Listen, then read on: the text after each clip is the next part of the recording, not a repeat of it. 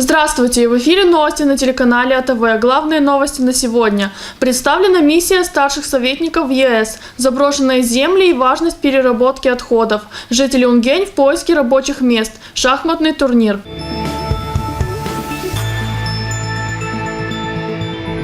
Команда из 21 старшего эксперта начала свою деятельность в Кишиневе. Миссия старших советников ЕС оказывает поддержку общественным учреждениям Молдовы по главным вопросам соглашения об ассоциации. Своим опытом на их пути к евроинтеграции поделились представители из различных стран, которые недавно стали членами ЕС. Мероприятие продолжил раунд публичных дебатов. Подробнее о данной теме смотрите наш сюжет.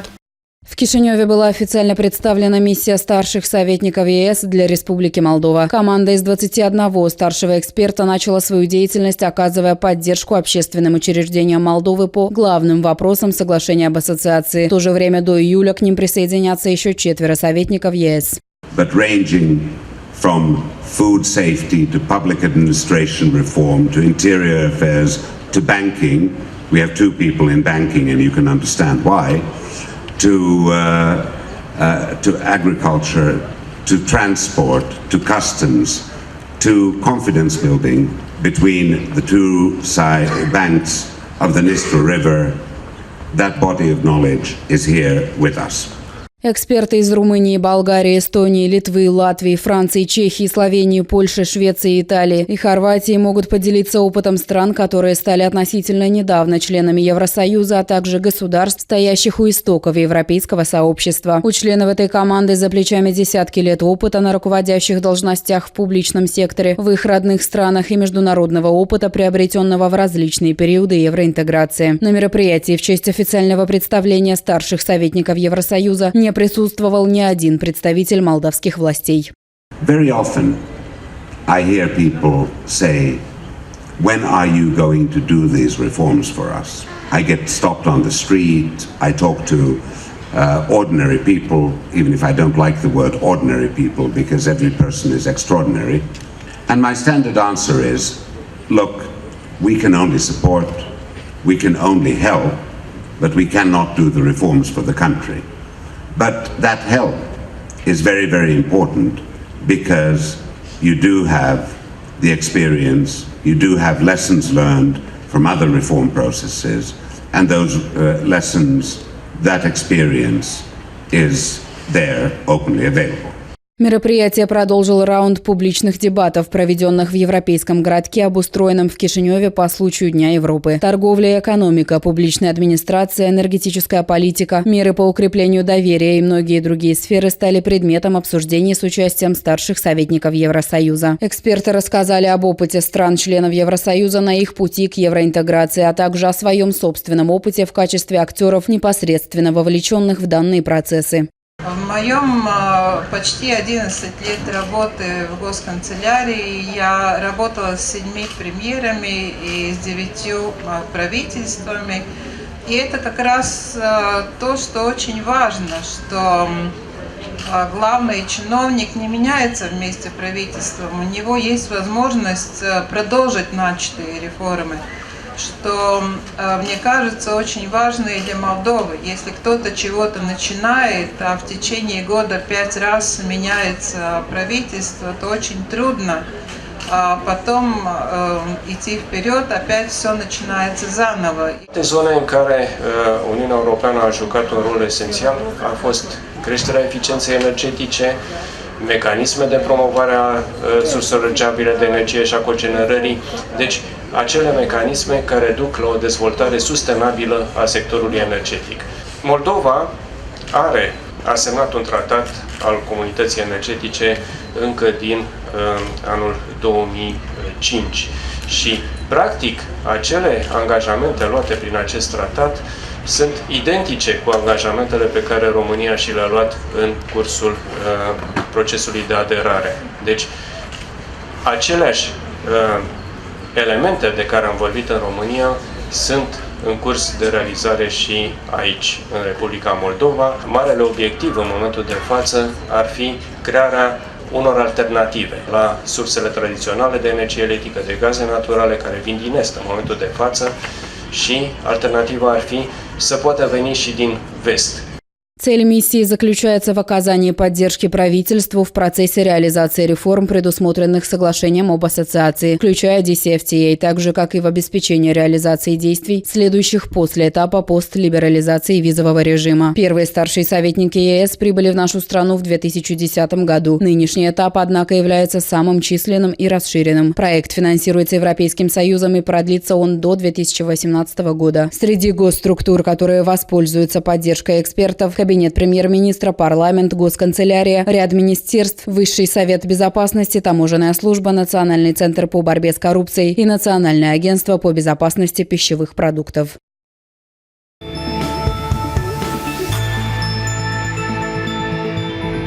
Состояние экологии напрямую влияет на наше здоровье, поэтому мы должны предпринимать все необходимые меры для поддержания ее на лучшем уровне. С проблемой загрязнения окружающей среды столкнулись жители района Басарабяски, где есть много заброшенных сельхозугодий. Мусор попросту сжигается, и это приносит значительный вред здоровью. Как же справиться с этой проблемой? Свои предложения и планы для решения сложившейся ситуации озвучил начальник экологической инспекции района Басарабяска, который вы услышите в следующем сюжете. Заброшенные и полные растительного мусора поля наносят серьезный вред окружающей среде. Об этом в ходе встречи с министром сельского хозяйства и пищевой промышленности говорил начальник экологической инспекции района Басарабяска Николай Калдерару.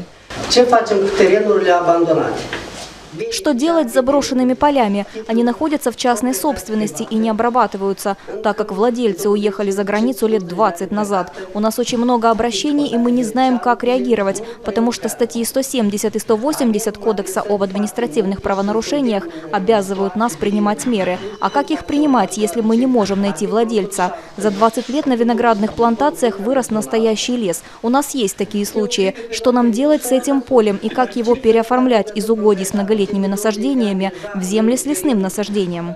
Как отметил министр, скоро вступит в силу новый земельный кодекс, который будет иметь эффективные рычаги влияния для развития современного земельного рынка и аграрного сектора.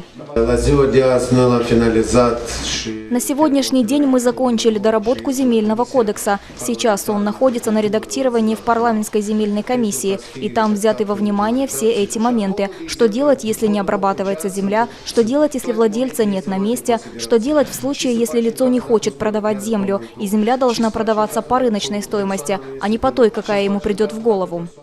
Главный эколог района также поднял вопрос о неправильном обращении с отходами различного происхождения.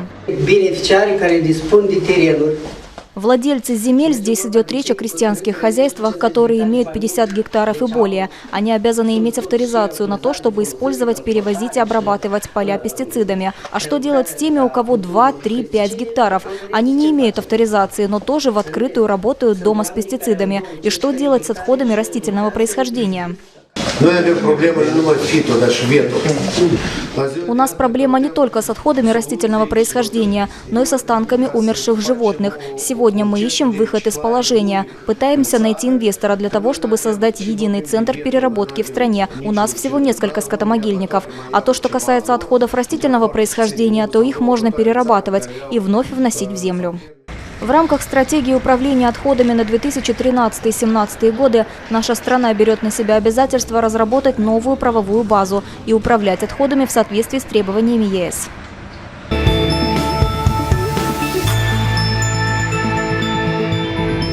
Региональный конкурс пасхальной песни состоялся в Доме творчества в Луканештах. Организаторами этого духовно-культурного мероприятия выступили Управление образования Гагаузии и Когульско-Камрадская епархия. В конкурсе приняли участие 5 команд лицеев и гимназий Луканешского района. Первое место на конкурсе песни заняли учащиеся в гимназии села Чешмикёй. Второе место было присвоено лицеистам села Атулия, и третье место занял теоретический лицей Чешмикёй.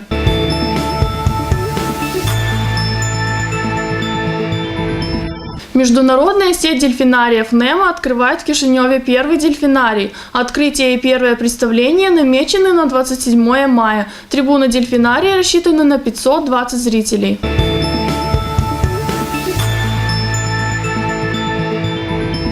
В центре молдавской столицы в выходные дни прошел гей-парад. Несколько десятков представителей секс-меньшинств под конвоем полиции устроили марш солидарности. Мероприятие продлилось всего полчаса, поскольку путем преградили православные представители общественных организаций, закидавшие активистов яйцами. Исполняющий обязанности начальника генерального инспектората полиции убедил активистов изменить первоначальный маршрут, чтобы избежать столкновения с партией социалистов, которая проводила фестиваль семьи на площади Великого национального собрания.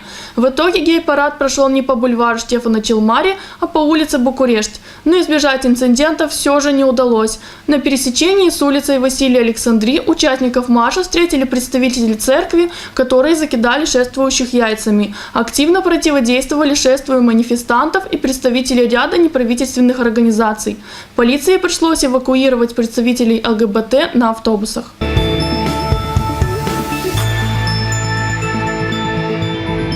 В международном танцевальном фестивале-конкурсе в Италии приняли участие детские творческие коллективы из 30 стран мира. В финале конкурса выступил и детский муниципальный образцовый коллектив «Кадынжа» из Гагаузии, который по решению жюри был признан лучшим и получил гран-при.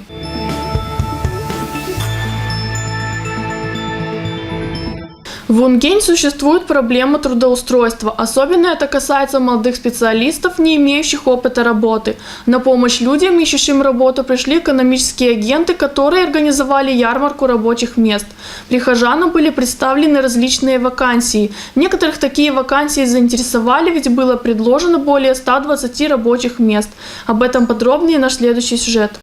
Более 120 рабочих мест было предложено 22 экономическими агентами в рамках ярмарки рабочих мест, состоявшейся в здании профессиональной школы в городе Унгень. Представители агентства занятости населения Унгень говорят, что таким образом они пытаются снизить количество зарегистрированных в районе безработных, а также предоставить молодежи возможность найти работу сразу после окончания учебы.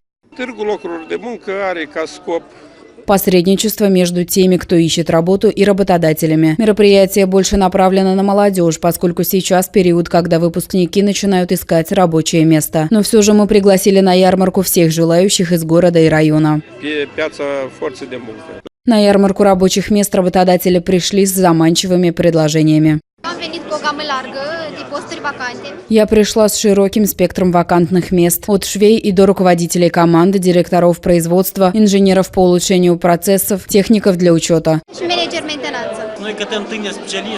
Мы ищем молодых специалистов, готовы их даже обучить, чтобы они работали у нас в будущем. Нам нужны трактористы. Зарплата механика, когда он строит карьеру и работает как специалист в данной области, доходит до 5-6 тысяч лей.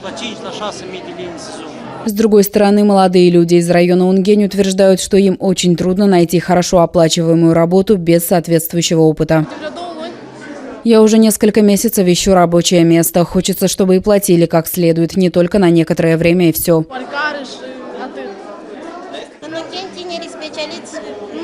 В Унгень очень сложно найти работу, потому что молодых специалистов не берут. У нас нет опыта, и мы не знаем многого. Работодатели хотят уже опытных сотрудников. Уже год ищу работу и не нашел. Работал только по дням. Очень сложно найти рабочее место. Здесь на ярмарке нашел кое-что. Меня заинтересовала вакансия машиниста. В настоящее время в агентстве занятости населения Унгень зарегистрированы более 1300 безработных, из которых около 30 в возрасте до 30 лет.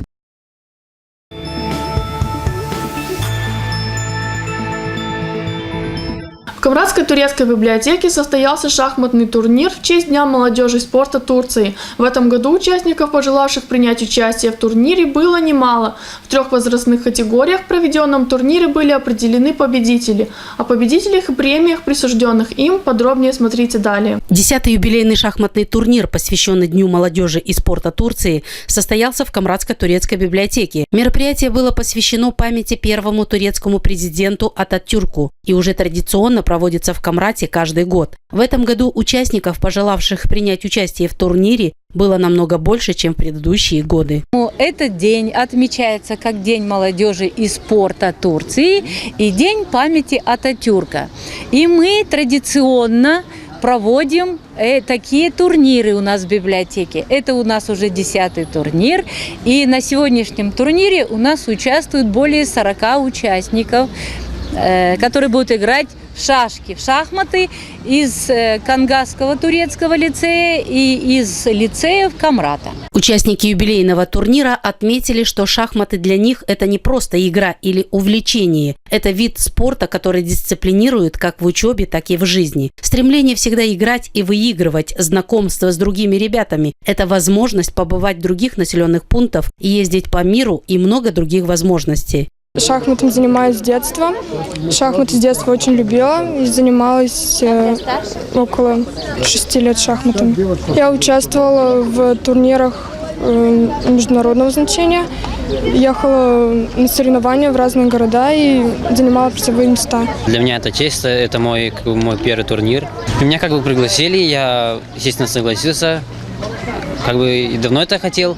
Раз уже выпал шанс, то решил его не упускать. Я была на мире, была на Европе, показала хороший результат, и этим я горжусь. Моя задача сыграть в этом турнире хорошо и достигнуть победы. Шахматы – это интеллектуальная игра, учат тренера ребят. Она развивает у детей ум, логику и помогает им потом во взрослой жизни принимать ответственные решения. В этом виде спорта каждое движение руки и выполнение какого-то хода, это он индивидуально должен принять решение. И если он ошибку совершит, а в жизни мы тоже иногда совершаем. И вот это помогает не совершать ошибку, потому что на ошибках мы и учимся. И детки, вначале проигрывая, они стремятся к победе. А победа у нас всегда и жизнь, и здоровье. Самое главное сегодня дружба между тюркскими народами Великой Турции, потому что мы постоянно чувствуем помощь Турецкой Республики и в университете, и средства массовой информации, и обеспечение водой, и многих социальных проектах. Поэтому студенческая коллегия сегодня постарается в течение 3-4 часов выявить сильнейших. Мы скажем добро пожаловать на следующий год. Мы готовы сотрудничать, ездить в Турцию, приглашать сюда их шахматистов и показывать ум, красоту нашего народа. В 3 возрастных категориях в проведенном турнире были определены победители. В самой старшей юношеской группе среди девушек первое место заняла Диана Узун из города Камрат. Второе – Таня Дудогла, также Камрат. И 3 место – Евгения Душкова из села Кангас. Среди юношей первое место занял Вячеслав Бессараб, село Кангас. Второе – Николай Капаклы из Кангаза. И 3 место досталось Александру Боштяну, город Камрат. Все участники турнира были награждены грамотами, а победители всех возрастных групп получили медали и ценные подарки.